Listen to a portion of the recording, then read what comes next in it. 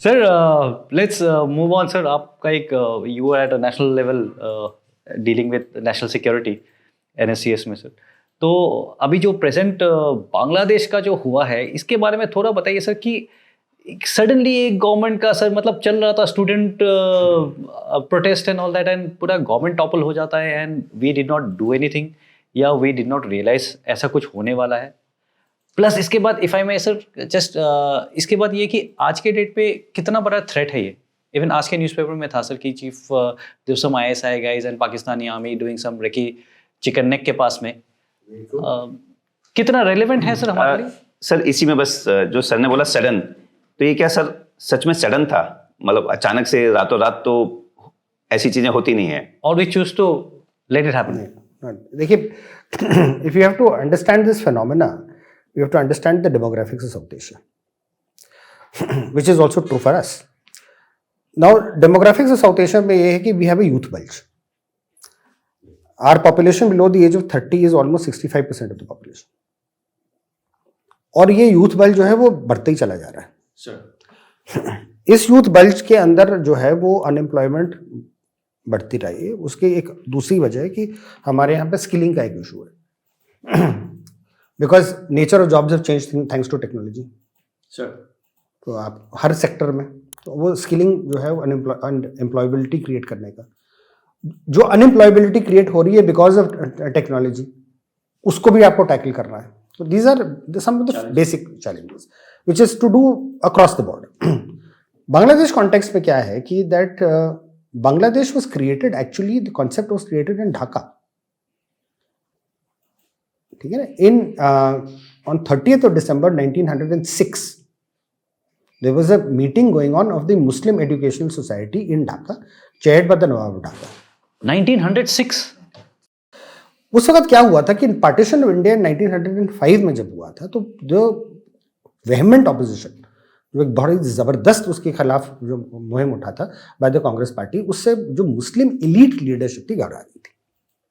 क्योंकि उनको ये लग रहा था कि अब ये हिंदू मेजॉरिटी जो है उठ के ये अंग्रेजों को टॉपल तो कर ही देगी. देखिए, ये तो एक 1857 की म्यूटिनी के बाद अंग्रेज को पता था कि किसी ना किसी दिन तो ये हमें निकाल देंगे.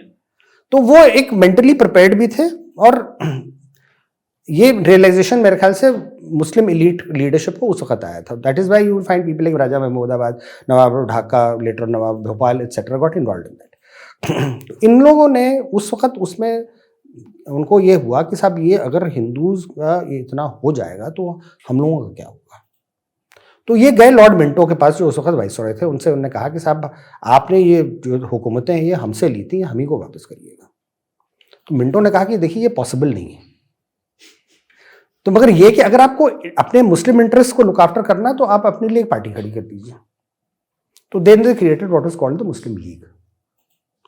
जब मुस्लिम लीग क्रिएट होती है तो then the idea of Pakistan is actually nurtured.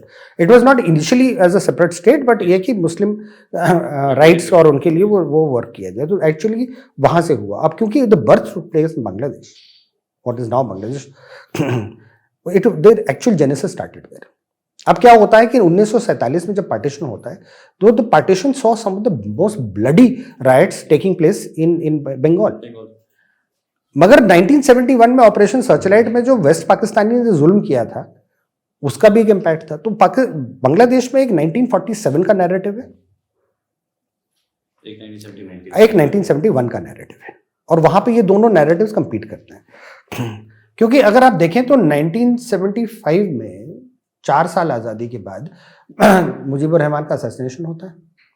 और who comes to power? The very people who assassinated him. Ziaur Rahman was a colonel at that time, बाद में ही became army chief and then उन्हीं की widow आज खालिदा जी हैं. तो it's a very direct relationship. And उसी तरह से जब 71 का नैरेटिव हावी होता है तो Sheikh Hasina became popular. This time what went wrong was that it became excessive, and this is why the youth bulge is too important to understand. क्योंकि जो ही आपने रिजर्वेशन लाया for people of 1971 narrative, because she was trying to create her own constituency, कि जो followers of 1971 narrative है उनको मैं एम्पावर करूं कि मेरे रूल परपेचुएट हो. अब it didn't start at that, but that was the whole idea behind it. इस खेल में बात बिगड़ी because it touched youth employment. और जब वो मैस अपसर्च शुरू होता है तो देन जो रेडिकल मुस्लिम ऑर्गेनाइजेशंस थे, जैसे जमात हो गई या जेएमबी हो गई या एबीटी हो गई, उनको मौका मिल गया। ये ऑर्गेनाइजेशंस अपने आप में पावर में नहीं आएंगी, मगर ये सेंटिमेंट को विप अप करने और क्रिएट करने में बहुत इंपॉर्टेंट रोल प्ले करती है। इसलिए मॉडर्न डे पुलिसिंग में भी सेंटिमेंट एनालिसिस बहुत जरूरी होता है। तो ये चीजें जो है वो हो गई, and it is understood and seen across the globe कि that armies can not withstand popular upsurge because they have the same problem what we faced in Jammu and Kashmir in the 90s। Society जब upsurge में आती है तो forces withstand नहीं कर पाती। अब बांग्लादेश आर्मी तो बांग्लादेशियों की है ना, तो the army chief despite being एक रिश्तेदार थे शेख हसीना के, उसके बाद भी वो विथस्टैंड नहीं कर पाते, क्योंकि अगर वो करना भी चाहते तो उनके मिडिल रंग और जूनियर लेवल ऑफिसर्स उनको सपोर्ट नहीं करते। तो उन्होंने फिर 45 मिनट के अंदर हेलीकॉप्टर से उनको हटाया। अब आप श्रीलंका देख लीजिए, Sri Lanka same problem, economy collapse करती है, फिर यूथ अपसर्ज होता है, वहां भी हेलीकॉप्टर में गोटबाया साहब जो है उठ के उड़ जाकर निकलते हैं। आप पाकिस्तान देख लीजिए, पाकिस्तान में भी मई 23 में जो होता है कि आप कोर कमांडर रावलपिंडी का घर रैंसैक हो जाए, कभी सोच सकता है? वो भी पाकिस्तान में, और वो भी पाकिस्तान में। तो ये ट्रेंड्स दिख रहे हैं। इमरान खान की पॉपुलैरिटी बढ़ती चली जा रही है। फैज हमीद जिनको हमने अंदर कर रखा है और सजा भी नहीं दे पा रहे हैं, वो क्यों? क्योंकि फैज हमीद नोज कि दैट वो popularity is there in the Pakistan army as well. और इस वक्त जो प्रॉब्लम आ रही है फैज हमीद की, वो यही, मतलब नॉट फैज हमीद मगर आसिम मुनीर की, वो यही है कि that he is not fully confident of the Pakistan army and his control on the Pakistani state.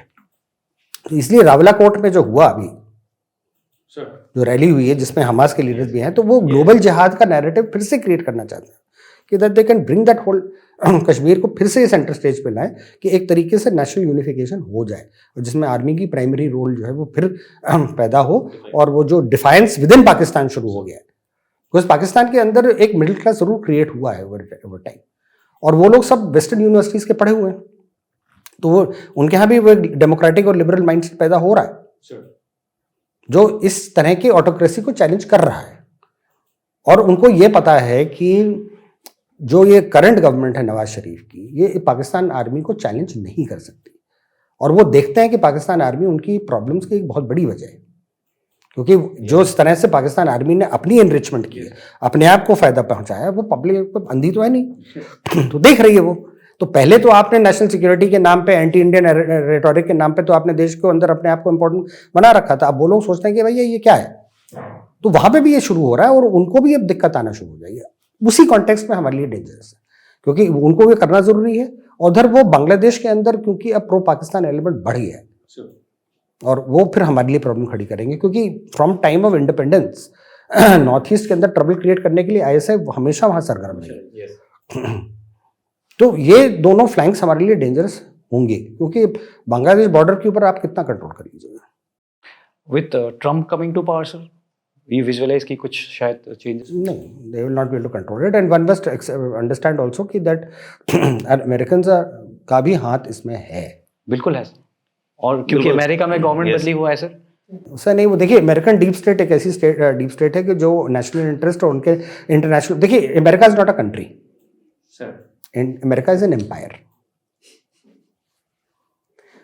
तो वो जो ग्लोबल उनके इंटरेस्ट होते हैं उसको लुक आफ्टर देखने के लिए वो चीजें करते हैं, और उनका जो बड़ा चैलेंज है it is actually China.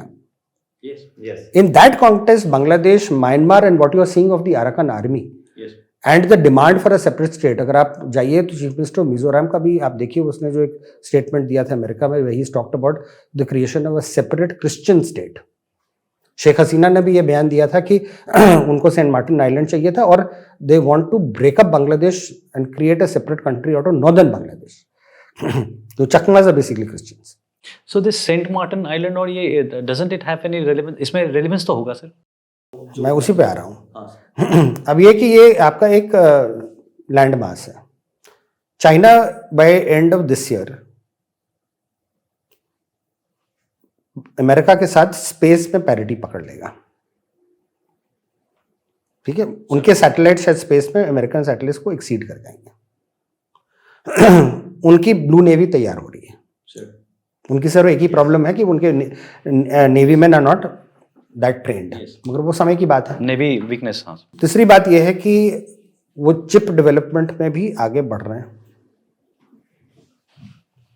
Yes. ठीक, जिस दिन उनने वो माइक्रोचिप बना लिया 3 nm का या 4 nm का, तो वो ग्लोबल पैरिटी आएगी। उस वक्त जो है वो ताइवान के ऊपर नजर रखेंगे।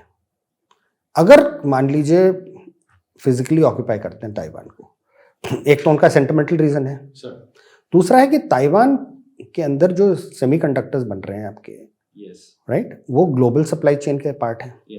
अगर वो डिसरप्ट हो जाता है तो वेस्टर्न वर्ल्ड का क्या होता है, रेस्ट ऑफ द वर्ल्ड का क्या होता है, कंट्रोल किसके पास रह जाता है?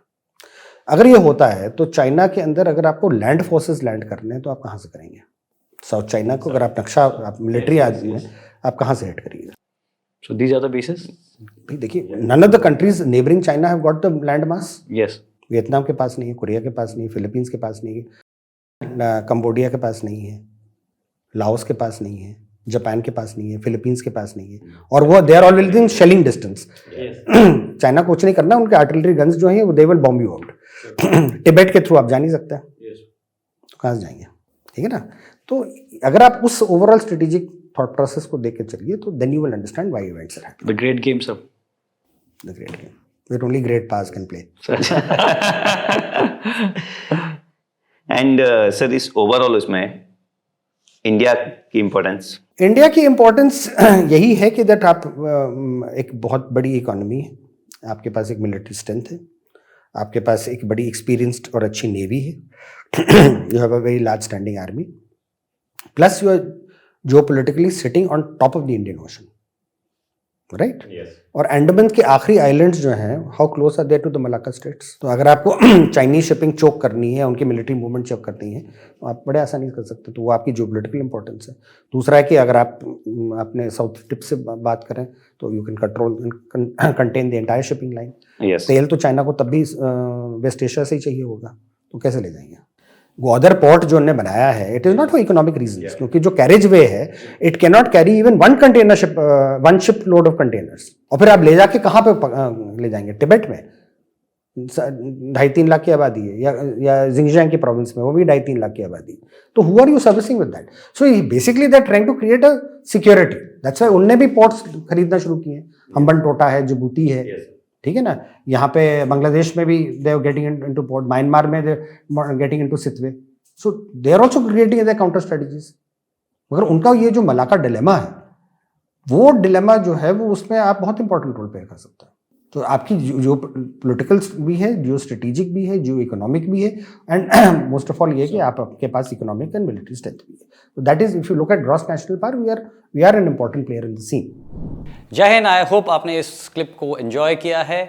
अगर आप ये फुल पॉडकास्ट देखना चाहते हैं तो उसका लिंक डिस्क्रिप्शन में दिया गया है, और इसी प्रकार के हमारे गैलेंट रियल लाइफ हीरोज़ के अगर पॉडकास्ट आप देखना चाहते हैं तो आप हमारे main channel monks and warriors by colonel Kaushal Kashyap check out कर सकते हैं। जय हिंद।